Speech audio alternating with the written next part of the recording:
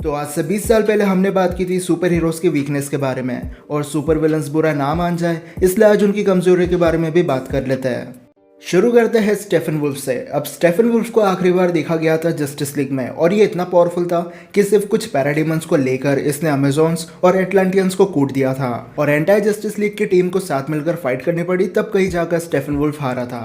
पर इतना पावरफुल होने के बाद भी स्टेफन वुल्फ की कुछ वीकनेसेस है और वो है फियर, जिसे हम डर भी बोल सकते हैं। बेसिकली ये बंदा कभी अकेले मिशन पर नहीं जाता है। स्टेफन वुल्फ के साथ कुछ पैराडीमंस हमेशा होते हैं और ये पैराडीमंस फियर को सूंघकर अपने एनिमीज को मार देते हैं। वैसे तो स्टेफन वुल्फ डरता नहीं है, लेकिन किसी दिन उसे फियर लगना चालू हो गया तो ये पैराडीमंस उसे मारना शुरू कर देंगे।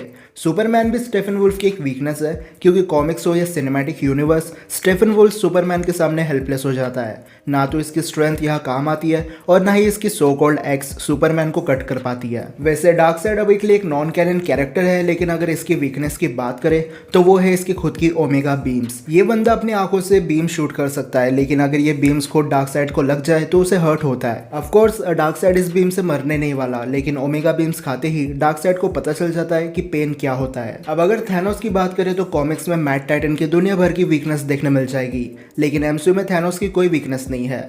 ये बात अलग कि एमसीयू वर्जन को काफी ज्यादा डीपावर कर दिया था, पर अब इसे थैनोस की वीकनेस बोलो या कमी, वो आप पे डिपेंड करता है। थैनोस फिजिकली काफी स्ट्रॉन्ग और ड्यूरेबल है, लेकिन ये बंदा लॉन्ग रेंज अटैक नहीं कर सकता। अगर इन्फिनिटी स्टोन ना हो तो थैनोस के पास टेक्निकली कोई सुपर पावर्स नहीं है और अपने स्वॉर्ड के भरोसे वो सिर्फ क्लोज रेंज अटैक कर सकता है। और यही से थैनोस की प्रॉब्लम शुरू होती है। स्कारलेट विच और डॉक्टर स्ट्रेंज जैसे हीरोज ज्यादातर लॉन्ग रेंज फाइट करते हैं और थैनोस का एनिमी अगर दूर से अटैक कर रहा हो तो थैनोस कुछ नहीं कर सकता। ऐसा हुआ था एंड गेम में, जहां वंडा के टेलीकिनेसिस से थैनोस ऑलमोस्ट मारा गया था। गॉड ऑफ वॉर एरिस वैसे तो एक ओलंपियन गॉड है और वंडर वुमन से फाइट करने से पहले ये अपने आप में एक पावर हाउस था। और एरिस पावरफुल है, लेकिन इसकी दो वीकनेसेस है। First, magic. ओलंपस के हाई टियर गॉड्स जिन्हें मैजिक यूज करना आता है वो एरिस को बीट कर सकते हैं, लेकिन ऐसे बहुत कम लोग हैं, इनफैक्ट ना के बराबर है। लेकिन अगर कोई बंदा लव और कंपैशन से लड़ाई करता है तो वो एरिस को मार सकता है। बेसिकली एरिस एक गॉड ऑफ वॉर है, इसलिए सामने वाला जितना अपने मन में बदले की आग रखेगा उतना ही एरिस पावरफुल बन जाएगा। पर एरिस एक गॉड है और डीसीयू में गॉड को सिर्फ एक गॉड ही मार सकता है। वंडर वुमन भी गॉड है, इसलिए एरिस मारा गया। अगर वंडर वुमन गॉड ना होती तो वो 7 जन्म में भी एरिस को नहीं मार पाती। किलमोंगर की वैसे तो कोई खास वीकनेस नहीं है, लेकिन इसका जो सूट है वो वाइब्रेनियम से बना है और वाइब्रेनियम सूट सोनिक पैनल्स या फिर सोनिक बीम के सामने आ जाए तो ये न्यूट्रलाइज होना शुरू हो जाता है। और साथ में अगर किलमोंगर वकांडा की डी पावर करने वाली जड़ी बूटी पी लेता है तब भी वो हमेशा के लिए अपनी ब्लैक पैंथर्स वाली पावर खो देगा, लेकिन ये पावर्स उसे फिर से मिल जाएगी अगर वो हार्डशिप हब को फिर से खा ले। अल्ट्रॉन की वीकनेस है टोनी स्टार्क और विजन, क्योंकि एज ऑफ अल्ट्रॉन की इवेंट के टाइम पर सिर्फ ये दोनों हीरोज थे जो अल्ट्रॉन को इंटरनेट से हटा सकते थे। जब तक अल्ट्रॉन इंटरनेट पे वो मर भी जाए तब भी जिंदा होकर वापस आ सकता है, लेकिन विजन और टोनी स्टार्क अपनी टेक्नोलॉजी का यूज करके अल्ट्रॉन को इंटरनेट से हटा सकते हैं। ऐसा करने से अल्ट्रॉन फिर से जिंदा नहीं हो पाएगा और बॉडी डिस्ट्रॉय होने पर वो खुद भी मारा जाएगा। अब Loki, Agatha Harkness, evil, Doctor Strange, Kaecilius, ये जितने भी एमसीयू के सुपर विलन्स है जो मैजिक यूज करते हैं, इन सब की वीकनेस एक ही है, रून मैजिक। रून्स पहले एक ऐसा मंत्र है जिसे फूकने के बाद मैजिक यूजर्स की पावर काम करना बंद कर देती है।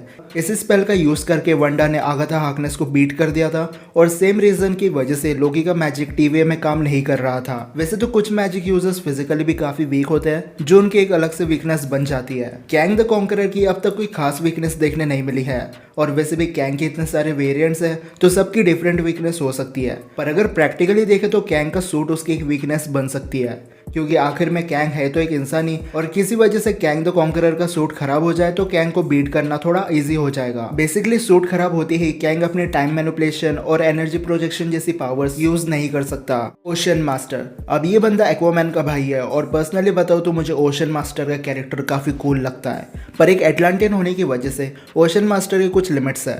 एक्वामैन एक हाइब्रिड है, इसलिए वो जमीन पर इंसानों की तरह सांस लेकर जिंदा रह सकता है, पर ओशन मास्टर के साथ ऐसा कोई सीन नहीं है। पानी के बाहर ये सांस ले सकता है, लेकिन सिर्फ एक लिमिटेड टाइम तक। एक लिमिट के बाद ओशन मास्टर को सांस लेने में दिक्कत होगी और साथ में वो कमज़ोर पड़ने लग जाएगा। ऐसी ही सिचुएशन हमारे नेमोर के साथ है। किंग ऑफ टालोकान एमसीयू के फिजिकली स्ट्रॉन्गेस्ट बीइंग में से एक है और पानी में नेमोर कितना पावरफुल बन जाता है वो तो हमें फ्यूचर में ही पता चलेगा। लेकिन नेमोर अगर पानी से बाहर ज्यादा देर के लिए रहे तो उसकी बॉडी मॉइस्चर लूज करने लगती है, जिसकी वजह से वो कमजोर पड़ जाता है। और मेरे ओपिनियन से ये नेमोर की एक काफी बड़ी वीकनेस है, क्योंकि ऐसा ही चलता रहा तो एमसीयू के बड़े इवेंट्स में नेमोर का रोल बहुत कम देखने मिलेगा। ईगो द लिविंग प्लेनेट वैसे तो एक सेलेस्टियल है, लेकिन इसकी भी कमजोरियां है। बेसिकली अपने अवतार फॉर्म में बहुत ज्यादा समय तक अपने कोर प्लेनेट से दूर नहीं रह सकता। एक टाइम बाद ईगो को अपने बनाए प्लेनेट पर वापस जाना पड़ता है। अगर वो ऐसा नहीं करेगा तो टाइम के साथ उसकी पावर्स फेड अवे होने लगेगी और शायद कुछ सालों बाद उसका एग्जिस्टेंस भी खत्म हो सकता है। हेला द गॉडेस ऑफ डेथ की वीकनेस तो हम सबको पता है, एसगार्ड से उसे पावर मिलती है, ये भी हम सबको पता है। लेकिन अगर कोई बंदा एसगार्ड को डिस्ट्रॉय कर देता है उसके बाद हेला की रीजनरेशन पावर खत्म हो जाएगी और गॉडेस ऑफ डेथ की भी डेथ हो सकती है। अब ऐसा नहीं है कि एसगार्ड डिस्ट्रॉय होते ही हेला ग्लूकोज की कमी की वजह से चक्कर खा के गिर जाएगी।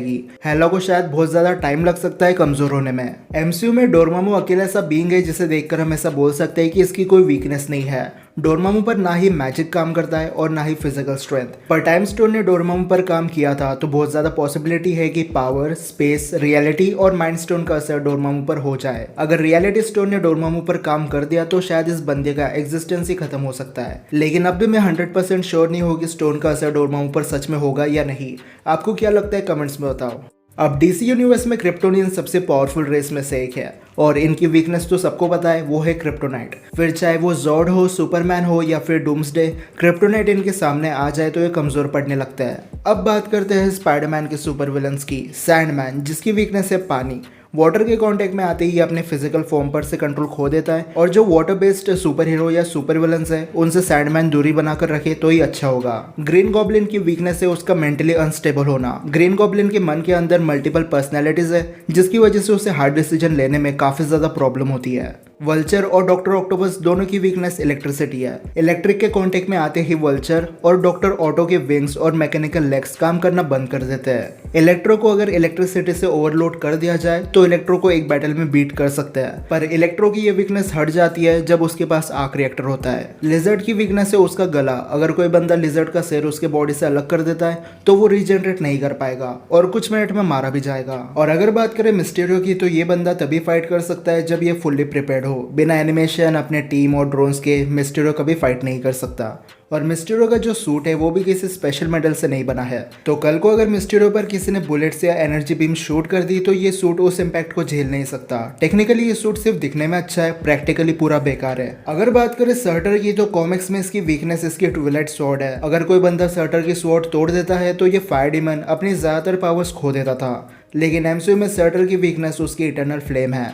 अगर कोई बीइंग सर्टर से उसकी इटर्नल फ्लेम को छीन ले तो सर्टर अपने फुल पोटेंशियल पर अपनी एबिलिटीज यूज नहीं कर सकता और ऐसी सिचुएशन में प्री अवेकन थॉर भी इस फायर डीमन को बीट कर सकता है। वैसे जिन्हें नहीं पता उन्हें मैं बता दूं कि इटर्नल फ्लेम एक ऐसी आग है जो मुर्दों को जिंदा कर सकती है और सर्टर को अपने फुल पोटेंशियल पर लेकर जा सकती है, जो डायरेक्टली सर्टर को ओडिन जितना पावरफुल बना देती है। गॉर द गॉड बुचर की स्ट्रेंथ ही उसकी सबसे बड़ी वीकनेस है। बेसिकली नेक्रोसॉर्ड ने गॉर को स्ट्रॉन्ग तो बना दिया था, लेकिन टाइम के साथ नेक्रोसॉर्ड अपने यूजर को मार भी देती है। हम ऐसा बोल सकते हैं कि नेक्रोसॉर्ड अपने यूजर के ऊपर पॉइजन की तरह काम करती है, पर अगर किसी वजह से नेक्रोसॉर्ड टूट जाए तब भी यूजर का मरना पक्का है। और गॉर के साथ आज की लिस्ट भी यही खत्म होती है। अब ऐसे कई सारे विलन्स हैं जिन्हें आज मैंने कवर नहीं किया, लेकिन अगर मैं सच बताऊं तो उनकी कोई पर्सनल खास वीकनेस नहीं है, जैसे Abomination, Malekith, Kurse, frost giant, Iron Monger, Captain America के जितने भी सुपर विलन्स थे, इन सब की सबसे बड़ी वीकनेस थी इनकी ईगो, जो ये हमेशा अपने साथ लेकर घूमते थे और ईगो की वजह से ये आखिर में मारे गए।